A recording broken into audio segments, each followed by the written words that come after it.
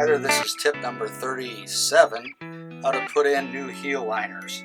Now, new heel liners are required when the back part of the shoe wears out and starts giving the member or guest a blister. This is something that I've done. My dad used to do a lot as a shoe repairman, and if you don't want to attempt this, you can just take it to a shoe repairman. They'll put some leather in the back, sew it in, cut it off as what I'm going to describe here, and that'll take care of the problem. Probably run 10 or 20 bucks. If the rest of the shoe is in good shape, then you can just go ahead and give them back to the member. They can pay you, or they can put it on. You can put it on their tab, however works the best. The way I would fix this problem is to do a heel liner myself, and I have scrap leather around, so I would just cut the leather like so, cut it into a square.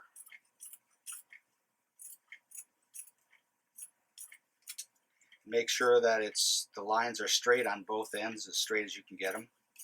Again, I will do this by hand. What you want to do at that point is to put the liner in like this. Take a pen, draw on each side so you know exactly where to glue it. Put a glue in and use your finger and spread it around, or else get a can with a brush. You can brush it all the way around in there and cover the surface completely. It's a good idea to also pull the insole so you don't get glue all over that. And then after that, what you do is put some glue on this surface as well. And then when it's dried after 4 or 5 minutes, what you do is start on one side. Be sure and put it where the first pen mark is that you've drawn top to bottom. And then just work it in slowly like this. And what you'll do is you'll have it solidly glued to the edge of the sole.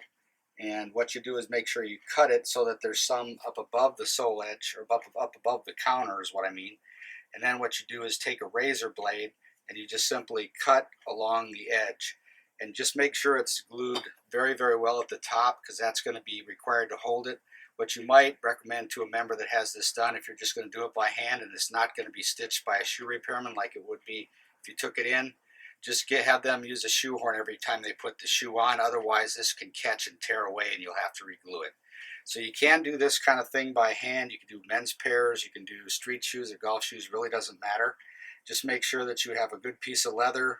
You can get scraps from local shoe repairmen, something like that, or else if you have some type of shoe supplier in your area, you can get it that way as well.